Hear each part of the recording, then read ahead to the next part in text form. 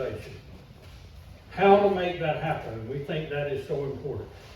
Chris lives in Spartanburg now. He's been married for 27 years. He has 3 kids, and he is going to come talk to us tonight, share his story, and tell you some ways about creating some things in your business.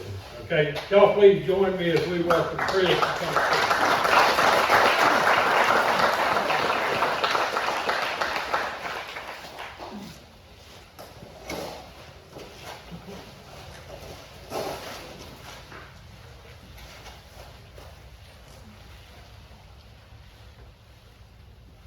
Is this awkward yet?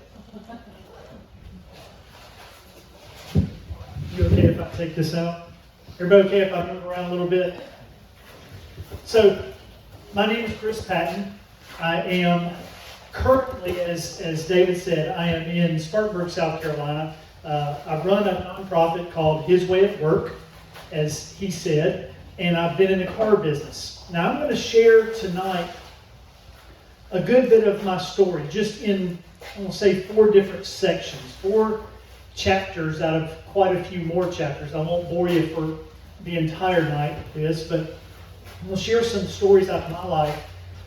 But I want to start by talking about choices and decisions. That's what the whole theme is going to be about tonight. And I want, as I go through what I'm going to tell you, I want you thinking about choices and decisions, how they play out, how they have happened in the stories that I tell you, but also how they apply to your life, right? So I grew up in the car business. I'm 51 years old. I've been in a nonprofit for 4 years. So the remaining time was in a family business. Now, our family business is in LaGrange, Georgia. Who knows where that might be? About an hour south of Atlanta, right? I'm the oldest of 3 boys in the 3rd generation of that family business. We have dealerships in Georgia representing Honda, Ford and Lincoln, Chrysler Dodge, Jeep and Ram. And I just grew up in that business. That's all I ever knew. I was in that business my entire career up until 4 years ago, and I'll share a little bit more about how that changed. But I want to start by talking about my younger brother. Now, Alan did not set me up to talk about younger brothers. Is this jumping on you guys too? Can you hear me okay? I want to talk about my younger brother. I've got 2 younger brothers. One that's 2 years younger than me, one that is 6 years younger than me.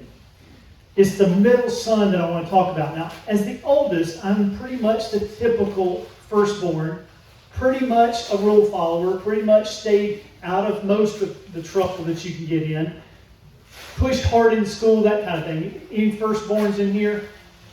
Maybe a couple. My middle brother, the younger, 2 years younger, Brian is his name.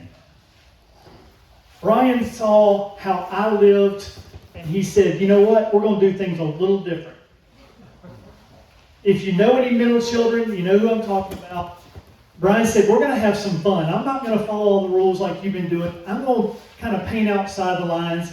He was happy-go-lucky, never met a time that he couldn't have fun. He didn't really follow rules much, didn't pay much attention in school. Anybody resonating with that personality, right? By the way, you happen to be a Clemson student. Does that make any more sense for you? Now, Brian was a student at Clemson. This has been many years ago. As I said, he's 49 today and a different person. But many years ago, he was a student at Clemson, and he decided one weekend, after being there about a year, that he was going to head home to LaGrange. Probably, if I had to bet, he was headed there to get some money, right? He'd been there quite a while, and as the middle child, he didn't really handle money that well, so it fled out of his pockets pretty quickly. So, if you've ever been to LaGrange, can you hear me okay? Everybody okay? If you've ever been to LaGrange from Clemson, you know it is a very simple itinerary. If you start in Clemson, you go to Interstate 85, right? And then you take a left. And you head south straight down 85, and about 3 or 4 hours from then, you get to LaGrange and you take a right off of 85 at the exit. Everybody with me? Pretty simple drive. So my brother leaves on a Friday afternoon, and he decides to head home. He goes out of Clemson one road, hits 85, takes a left, and about an hour and a half, 2 hours into his drive, he comes to a stoplight. Now, if you're paying attention right now, you are thinking there are no traffic lights, stoplights on 85, right? You're right, there's not. That means my brother is no longer on 85. In fact, he's in Griffin, Georgia, and he pulls up to this stoplight, and there are firemen at each of the corners, and these firemen have boots, and they're collecting money for their charity. And so my brother rolls up, he rolls the window down, and the older fireman walks up and says, "Son, you want to give to the charity?" And my brother says, "Actually, no, I'm all out of money right now. But could you give me directions back to 85? Because I'm trying to get home, and I thought I was on 85, but this is not, right?" The old guy laughed at him and said, "Buddy, you're so far from 85, I don't believe you can get there from here." He said, you're about 45 minutes away from the interstate." And Brian goes, "Well, sir, I've got to get back to the interstate. Can you help me get back to 85? And so the gentleman said, "You know what? I'll help you." Gave him directions, worked him back to 85, and he got home. So why would I tell you this story? The point of it is this, y'all. Life is a lot like this itinerary that my brother was on. Now, we said it's simple. You get on 85, you head south, and you get off at LaGrange. But what do you know about what's in between Clemson and LaGrange? It's Atlanta. Right? And there's nothing simple about driving through Atlanta. If you've ever been through, has anybody not driven through Atlanta or been through it? Anybody? Okay, you all get this. If you're not going 80, 85 miles an hour, you've got tire treads across the back of your head, right? You're going to get run over. Not only that, you've got decisions coming at you at breakneck speed, because at 85 miles an hour, you've got, is it exit right? Is it exit left? Do you fork here? Do you merge there? It's confusing. And you've got people running all over the place, back and forth in the lanes. It's not an easy drive to Atlanta. And then you add on top of it what? Construction. Which means that 2 weeks ago when you went left to exit off, now it's an exit right. And there's nothing you can do about it. You've just got to pay close attention and make sure that you're making the right decisions in the seconds or less that you have to make them. So life does the same thing to us. We are facing decisions every day that come at us at breakneck speed. If you're a parent, if you are in business, if you're a student, it doesn't matter. Life's throwing decisions at us and choices, and we've got to get them right. But here's what's even worse about life. These days, right isn't what it was 10 years ago. Is that right? 10 years ago, there are certain things you could just stand on and know these are truth. And today, if you mention that, you're canceled. Right? Right, as the world says it, is changing constantly, and we still have to make these decisions. And it doesn't work. It's not easy. It's challenging. So as much as I would love to make fun of my brother, and I'm good at it, and I'll jump on and quickly do it, it's really not crazy that he ended up off the interstate. And it's not crazy that as we make decisions in life that we end up off a path here or there.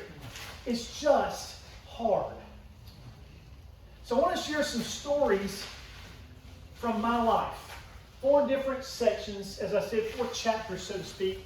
And as I go through these, I want you thinking about the decisions that I'm making, good and bad, and some decisions that lead to other decisions, and how those are playing out. So, I said I'm 51 years old. As David said, my wife and I, Kim is her name. We've been married 27 years. 25 years ago, we'd been married just under 2 years at the time. She was pregnant with our first child, Nathan, a son, and we were living in Rock Hill, so not too far from here. My grandfather had a dealership there in Rock Hill. He had passed a couple years earlier, and at 25 years old, I'm running that business. It's a Mazda dealership, Mazda and Hyundai. Not a huge business. But I'm running that business. We're living in Rock Hill. We're about to have our first kid. We're in a local church, and that church goes into a building program. And so my wife and I made the commitment, a very strong financial commitment, a sacrificial commitment to pledge to this building program. A 3-year commitment, okay? Fast forward 2 years into that commitment, and we had sold the dealership there in Rock Hill, and we had moved to Georgia, where I was taking over 2 other dealerships in our family group. And things looked pretty good as we moved, but then it became clear pretty quickly that I had made some bad financial decisions in the meantime. Number one, I'm moving to Georgia. I'm now going to run 2 dealerships, so I bought a large house on a golf course. Because, I've arrived, right? I know how to do this thing. I'm 27 now. I've got it figured out, right? Wrong. I made some bad decisions in doing that. I go to run the 2 dealerships. Doesn't turn out quite out like I was expecting. And financially, the dealerships start to struggle, which means I'm struggling. And I've got this big payment that I can't make. I'm eating out of savings. And I'm struggling. And at the same time, my wife had talked about it, and we're going to remain committed to this financial pledge, 3-year pledge that we had made back in Rock Hill. And this just didn't work. And then my wife tells me, guess what? We're pregnant. In fact, we went to the doctor a couple of days later to do an ultrasound, and he pointed out to us child number 2 and number 3, we're pregnant with twins. And I can't get my nose above water with the one kid. So immediately, we made the decision to sell the golf course house, move closer to family, bought a very small house where the 5 of us shared a bathroom. We cut expenses in every way we possibly could to make sure that we could make ends meet, and we got it to where we were breaking even. And then my girls were born. Now that's a beautiful day. I promise you, I don't at all, as I tell this story, I don't want that to be a negative. It's a huge blessing. I love my daughters. They are now 23. But they're born, and we go to feed them. A free source of food is available. Somebody will tell you about what I meant by that later. A free source of food is available, but my girls don't want that. In fact, they want formula. They won't breastfeed. Not only that, but quickly we realized they have a reflux issue. So not only do they want formula, but they have to have a special kind of formula. Does anybody think that's like cheaper than the normal? $150 a month for this special formula. So my wife, days later, is at the pediatrician for the first visit, and the pediatrician is hearing her complain about this expense and the situation, and she says, wait a minute, the rep for the formula company that produces that formula is here today. Maybe they have a program, maybe they have some samples for mothers of multiples. Call Sam over there, the formula rep, and says, hey, do you have this kind of program? And he says, actually, we do. Why don't you just give me your home address and I'll ship you some samples? So we're thinking, okay, a box is going to show up on the front doorstep. Actually, 3 days later, we get a phone call. Where do we park the semi? They deliver a pallet of formula. Didn't even have a garage on this house. We're putting formula in closets and nooks and crannies everywhere we can. But they gave us a pallet of free formula, exactly what my girls needed to prevent the reflux. That formula lasted for months until it ran out. The very same month that our financial pledge back to South Carolina ended. I made some bad decisions in that, but God walked us through and provided when we needed it. Right? And the music is huge.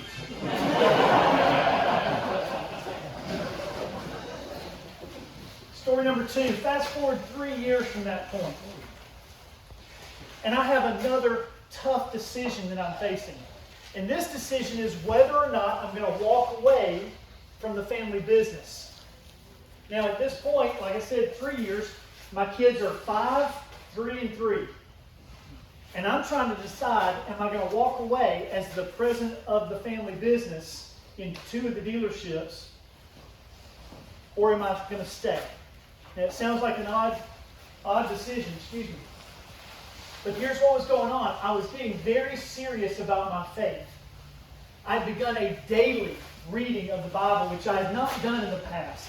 And as I'm reading and looking into what the Bible had to say to me about how to live out my life, I realized that I'm giving the business 6 days a week focused on profit. And I'm giving my family a half a day at best on Sunday, and I'm giving God the other half of that Sunday.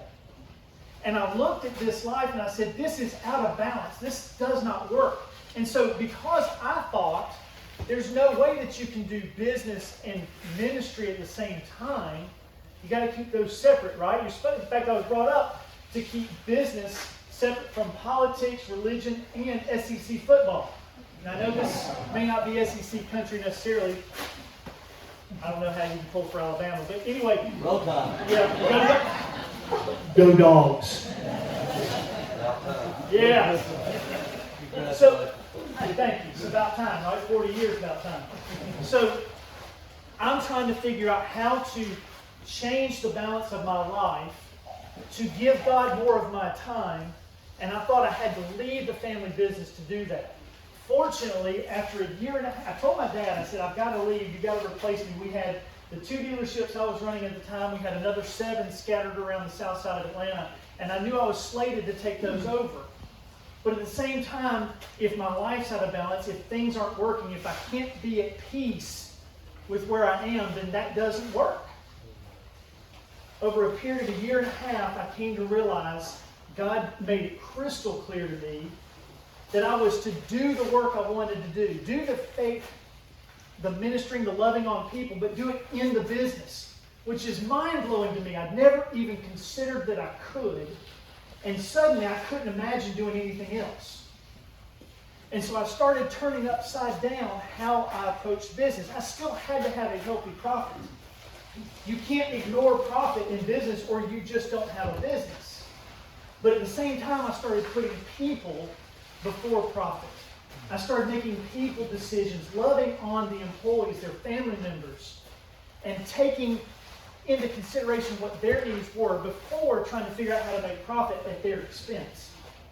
Well, during this transition, during the figuring this out, I went back to my dad and I said, listen, if you'll let me stay, you haven't worked me out of a job yet, so if you'll let me stay, this is what I want to do. And he said, I support you. I'm fine. I'm just glad to have you back or have you stay. I made a critical, catastrophic decision during this period. And that decision was to change our selling system within the dealerships from a negotiation selling system, which is traditional, is typical, to a one-price type system, which is like a CarMax, right? And in that transition, I hired some consultants to help me do it, but I didn't listen to them because I knew better. And so I did it my way, and it was miserable. 18 months of red ink in a business that had been previously healthy and profitable. Finally, working through this, and I had made this decision because I believed this is what God wanted me to do. Finally, I found someone that knew more about it than I did. I hired them to come into the business, and over a period of time, we were able to pull out and at least become somewhat profitable and predictable and healthy. Not at the levels it was before, but at a level that we could sustain, right? And could continue doing what we need to do. We stuck with it. We saw incredible change in people. And over a period of 13 years, this is how we operated the business. And it was always a struggle. Anytime you get messing with people, it gets messy, right? But I can also tell you that as God walked me through those times, in that 13 years, He was chipping off pieces of me that were not good at leadership. He was maturing me. He was developing my skill set to where I was more able to work with people. And I'm so thankful for that time period. I actually realized too, and I'll mention more about this in a minute, but he was preparing me for what I'm doing today. And I didn't even realize it. Now, during this period, during this time when I'm trying to figure out the business, another something happened that I want to talk about. And this one's hard sometimes to talk about, but it's my son. So at this point in time, this is him entering into his senior year of high school, right? And he's the firstborn, so what we've established already is most firstborn, they are rule followers. They will mostly stay out of trouble in most cases. He did real well in school. The kid was almost perfect as far as kids go up until through his junior year of high school, up until senior year. And then a girl entered the picture. I know you guys know what that means. He lost all sense of common sense, logic, reason, accountability. Blew his mind. And in an honest, unbiased assessment, she was trouble. She was serious trouble, right? So he starts making really bad decisions.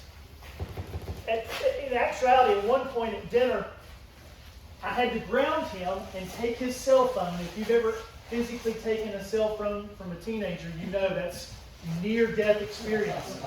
And I took his cell phone, I grounded him. I said, Nathan, you're grounded for a week. You're not going to that party. You're not going to see the girl. You're here for a week. Well, he blew his lid. He blew up. Slammed his plate down, went upstairs, slammed the door to his bedroom, and I'm thinking, he'll sleep it off. He'll be fine. The next morning, Kim, my wife, goes up to wake him up to go to school, and he's not there. And there's a note on the bed that says, I've run away. And it said, I'll be home after school, after football practice tomorrow, which was the day we're finding it. And he said, and we'll talk more then, but if I'm still grounded, then I'm going to run away and you'll never see me again. You guys, ladies, you can picture this as my wife is reading the letter and I'm standing beside her.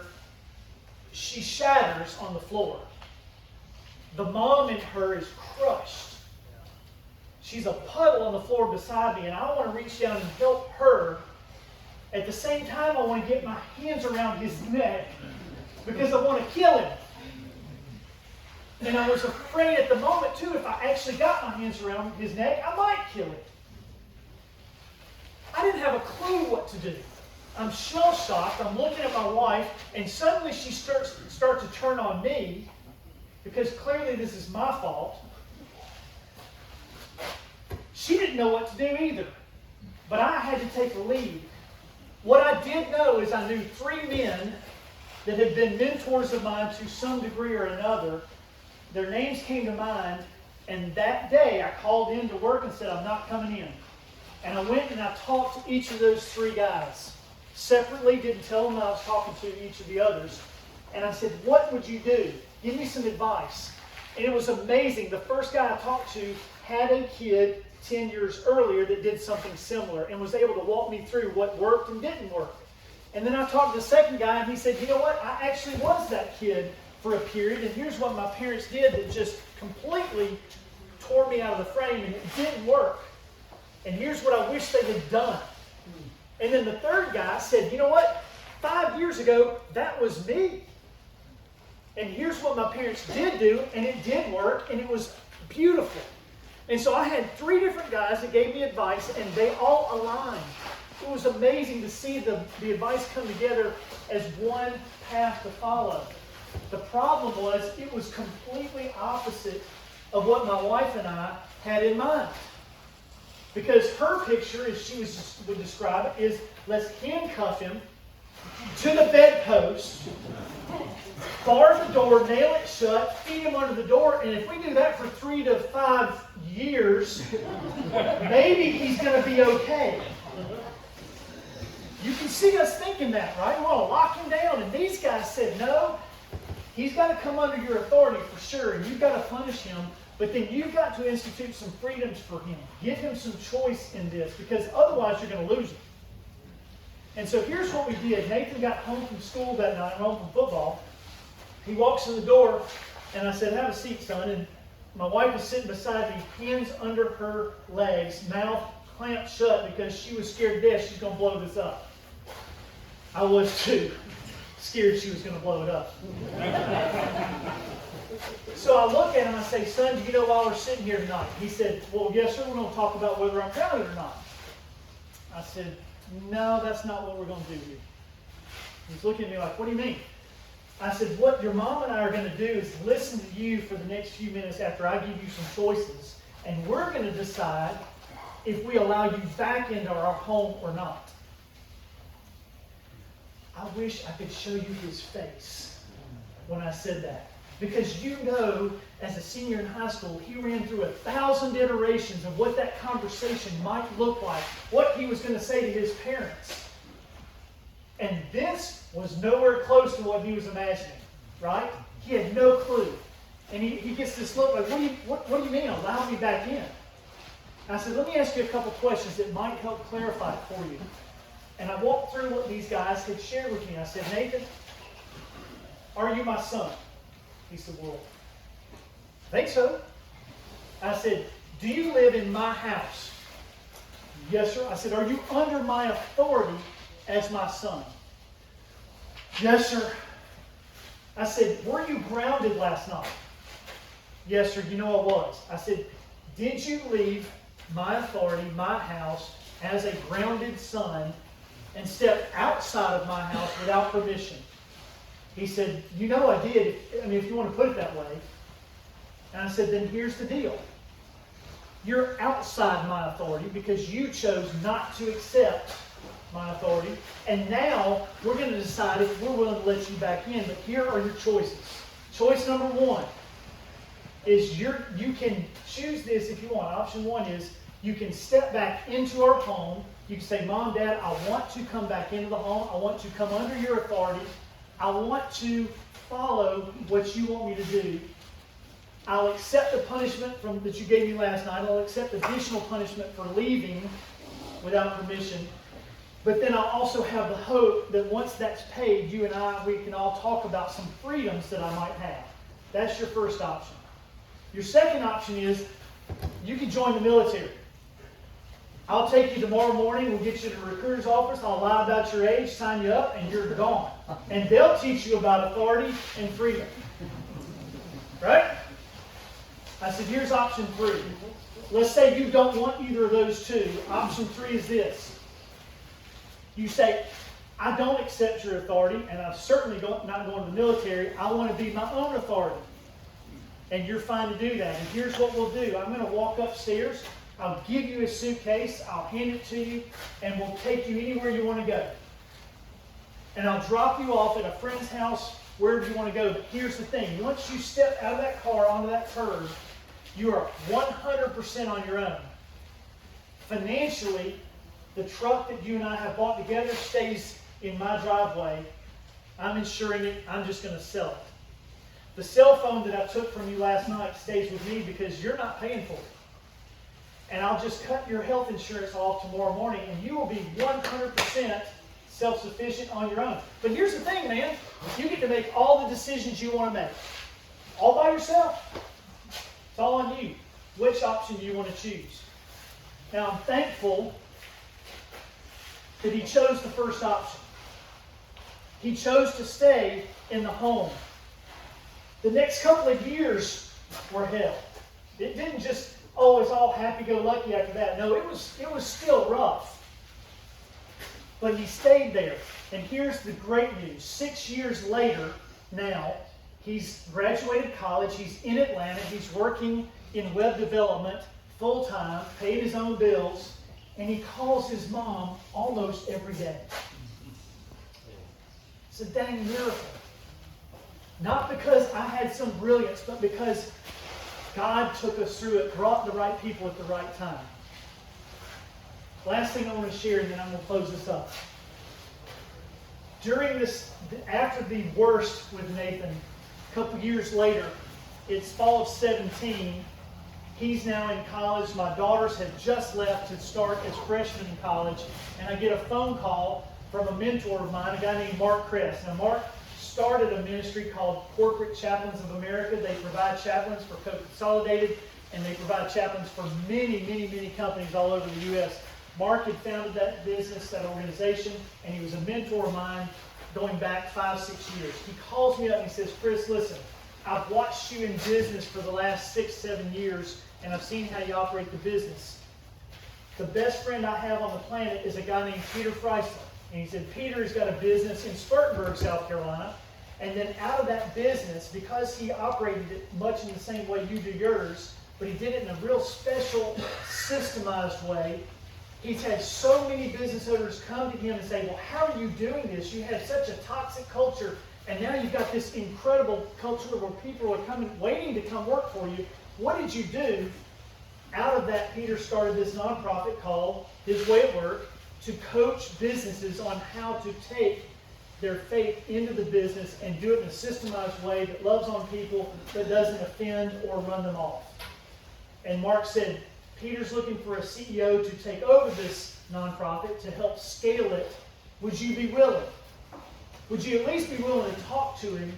It would mean that you would have to leave the family business and move to Spartanburg. I said, I got to be honest, Mark, that's not on my bucket list. Right? Leaving the family business where I've got a pretty good gig, got 2 younger brothers, been trying to catch me all their life and they've never done it. I'm in charge, I've got a good place. I just don't know that that makes sense. At the same time, if God makes it crystal clear to me and to my wife, then I won't have a choice but to jump at it. So I said, yes, I'll meet Peter, let's talk. So I went and met Peter after talking with my wife.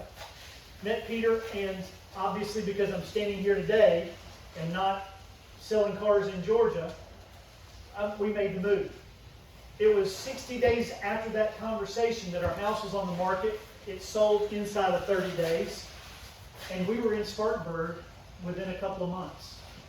Now, my wife was a school teacher. She left a 10-year career in teaching elementary school. My girls were off at college, so my wife now has no one in the home to mother. I offered my candidacy for that, and she said I didn't qualify.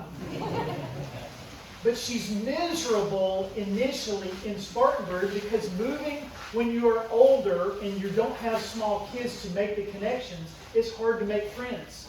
She didn't go back into the classroom because she wanted to travel with me and at least see what that looked like. And it was a tough challenge at first, but at the same time, over the last several years, God has just been amazing in what He's provided. And as David said, we do work now with over 180 companies that do our system.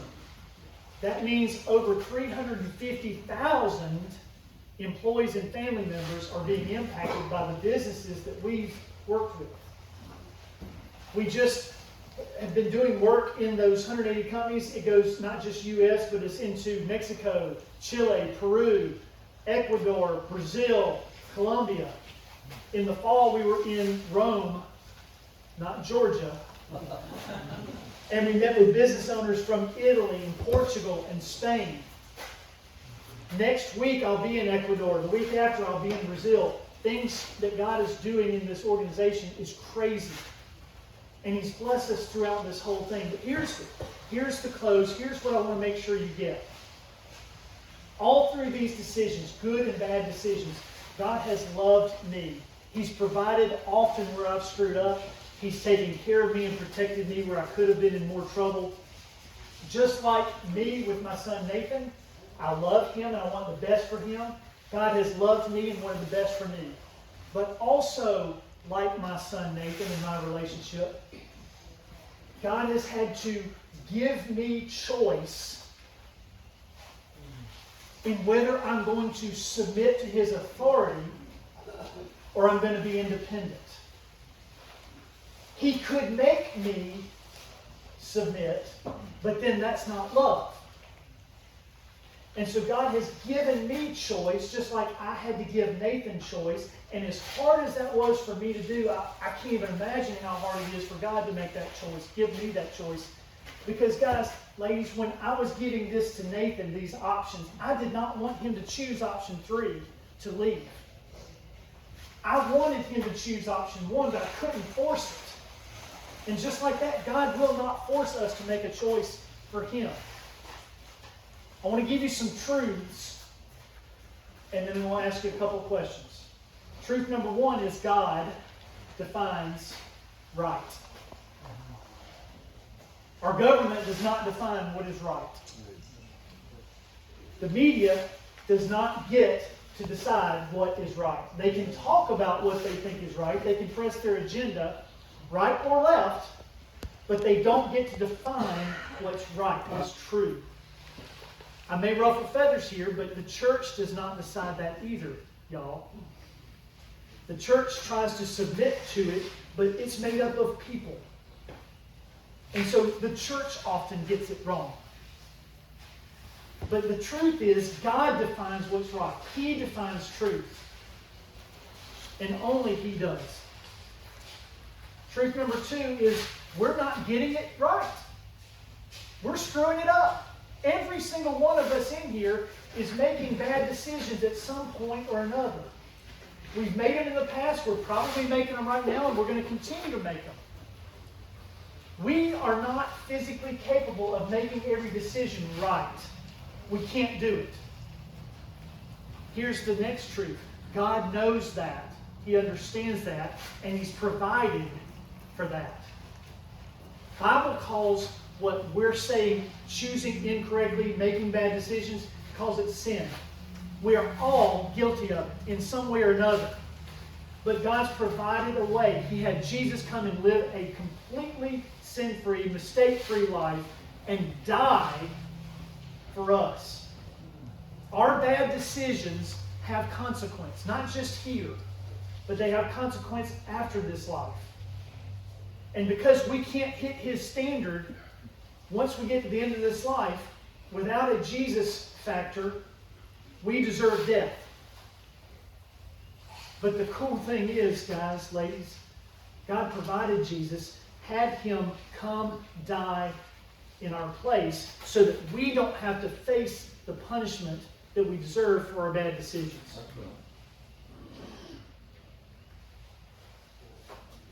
Here's some cool stuff.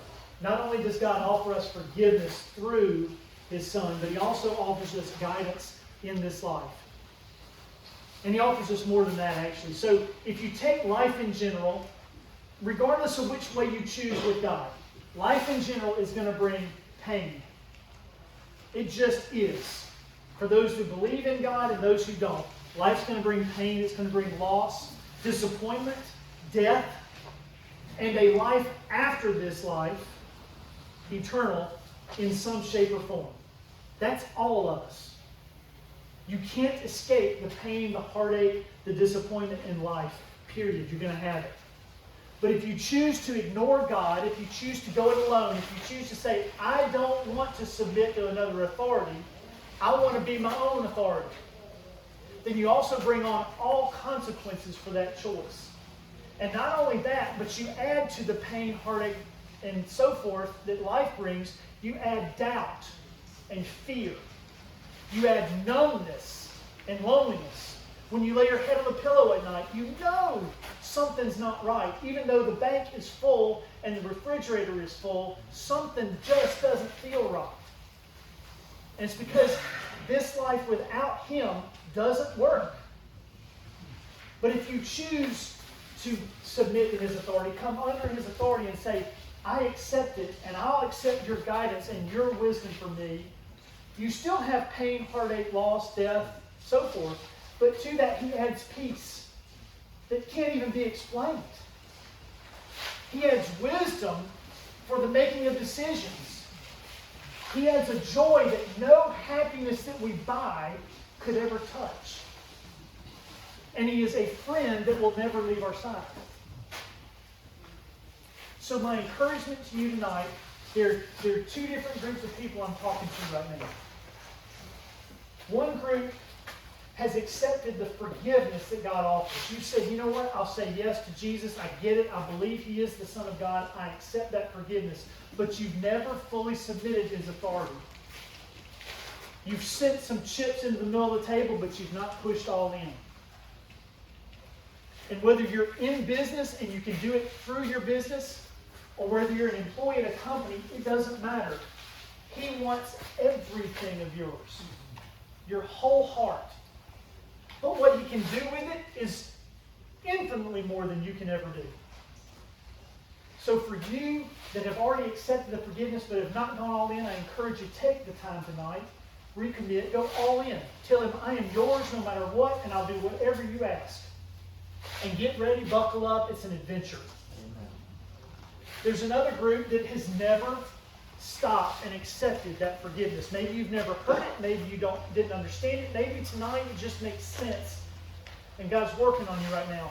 My encouragement is, take a risk.